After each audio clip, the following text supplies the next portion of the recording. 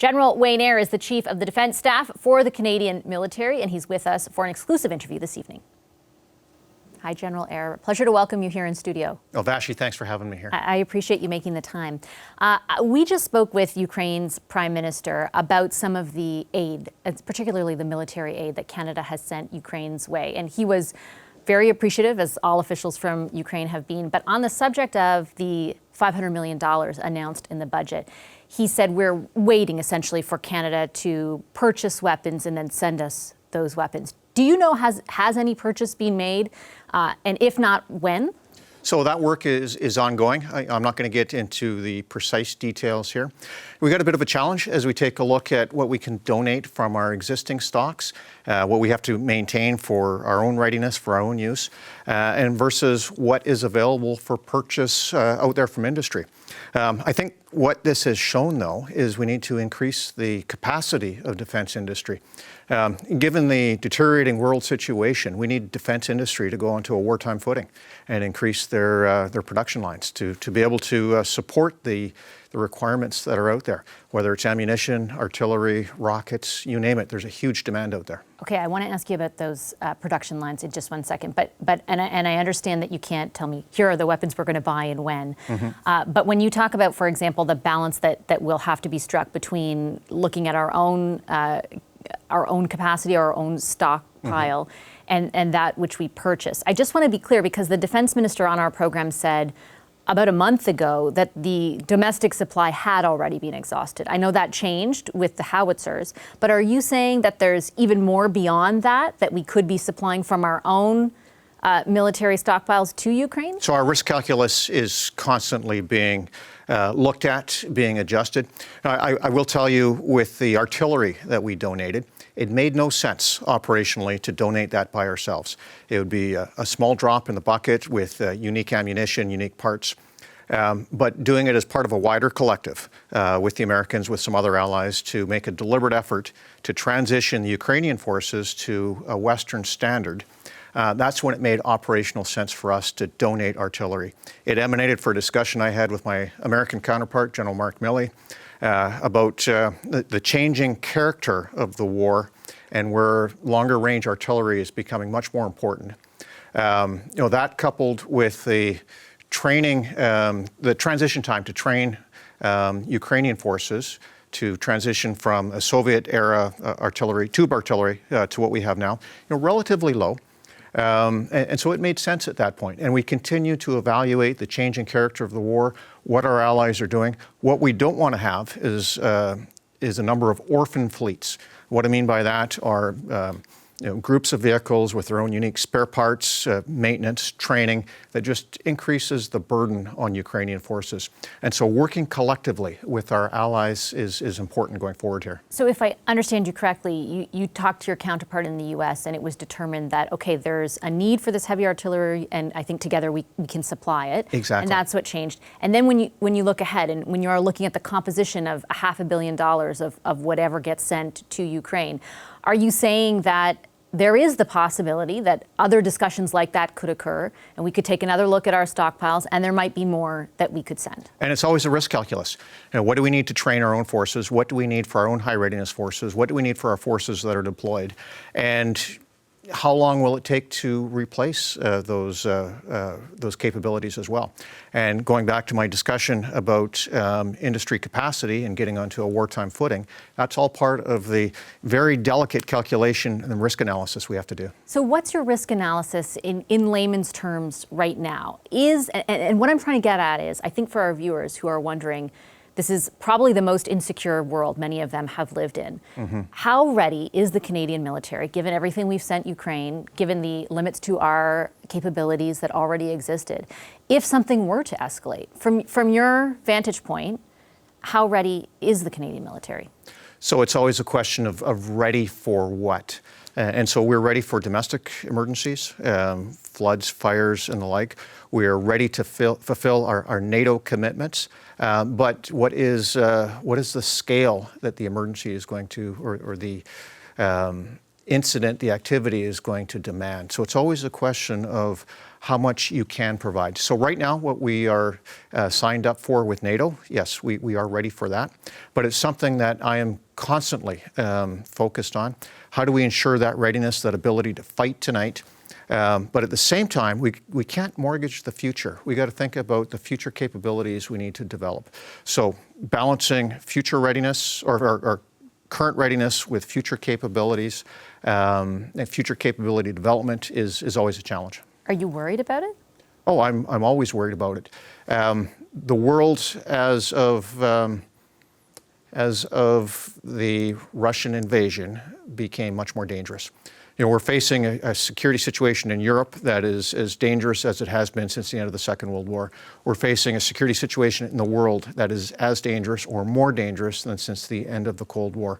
Canada is not nearly as secure as it once was. So yeah, I'm worried. We need to rapidly invest in our Canadian forces because the demand is going to continue to increase. Our nation is going to need us more than ever. When you say rapidly invest, and I'll kind of put aside what I think you would say immediately, which is you're not here to be political. Absolutely not. I understand that. You are as aware as anyone else of the discussion around defense spending in this country, right? As a result, vis-a-vis the situation that we face in the world right now because of Russia's invasion of Ukraine. And specifically what our allies have talked about in the ensuing discussions, and that is the desire for, the Western allies to be able to fight back against any kind of threat, more immediate threat that would be posed outside of Ukraine, but even within Ukraine through Russia. I know you're not going to come on here and say the government didn't spend enough or, slam the government for something like that. But I'm asking you, I guess, on behalf of Canadians who are worried about our place in the world, what your feelings are on the level of spending that was announced in the budget. Would you like to see more? So you're absolutely right. It's not my place to discuss the level of defense spending. I can tell you that the Canadian Armed Forces that we have today is not the Canadian Armed Forces that we need for the future threat, or even in many cases the current threat. So there are capabilities that we need to bring into our forces. I will tell you, right at the top of my priority list is people. We have shrunk over the course of the pandemic, so we need to rapidly reconstitute the Canadian Armed Forces, bring more Canadians into our ranks. We have to address some of the challenges that we face out there, such as cost of living. The cost of living challenges that every Canadian faces is more acute for our members in uniform as we expect them to move across the country more frequently. So that is very much at the top of my priority list. Ensuring that we've got the right technical skills that we're bringing in with the newer occupations that deal with much more of the higher technology capabilities, cyber, for example, technicians for our aircraft, for our ships. Those types of occupations have me worried. To a regular person like me, that sounds like that requires a lot of investment. Do you need more money to do that? Well, I think we've got to be able to pay for the military that we have today, to be able to ensure that we've got the right ammunition stocks in place. Do we right now? Well, I'm not going to get into details, but this is a challenge that many of our allies are facing as well. Over the course of the last number of decades, in many cases, stocks have gone down because we haven't faced this the specter of high-intensity conflict like we're seeing in Ukraine right now. And so investing in stock levels, investing in spare parts, investing in the maintenance that's required to keep some of our aging fleets operational as we wait for new fleets to come in.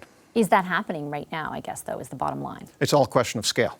And so how many... What does that mean? What is your serviceability rate? Is 60% good enough, or would 80% be more acceptable?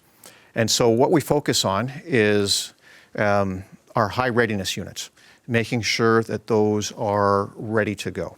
So, for example, we've got 3,400 members on standby for what's called the NATO Response Force. It's a shopping list of capabilities that could be called upon for NATO operations. They have not yet, though, right? They have not yet. And so ensuring that those are ready to go on their prescribed days of notice to move. so their readiness. I guess what I'm trying to understand, and I take all the points you're making, though, is, okay, the high readiness people are ready to go. They're armed adequately, is what I'm getting. But it sounds to me like there are genuine concerns about the readiness of the armed forces otherwise. I don't think you're going to say it specifically, but that's how I'm reading it. Am I wrong? So there are capabilities that we absolutely have to to bring in to be more ready. Air defense.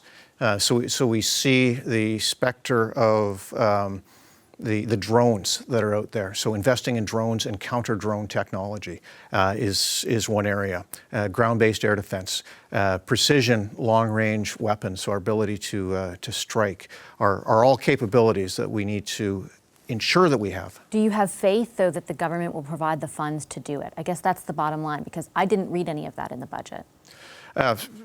So there was no specific details on capabilities in the budget. That's for us to provide as part of the ongoing update that we're working on. Okay, and just before I let you go, General, any plans for you yourself to go to Ukraine? Not in the short term. I was there in December, but we'll see how the situation develops. I will say we have to be very, very proud of the training that we provided Ukrainian forces. That training is, the value of that training is being seen right now, especially in the empowerment at the lower levels, something that we call mission command, the ability to operate in small groups with just intent. We're seeing that as opposed to the Russian forces with the top-down, very unwilling to take initiative, and we're seeing how that training that we provided is of such great value in Ukraine. Okay, General, I'll leave it there. Thank you very much for your time this evening. Oh, thank you. I appreciate it. Hi, I'm Vashi Capellos, host of Power in Politics. See more of our show by subscribing to the CBC News channel or click the link for another video.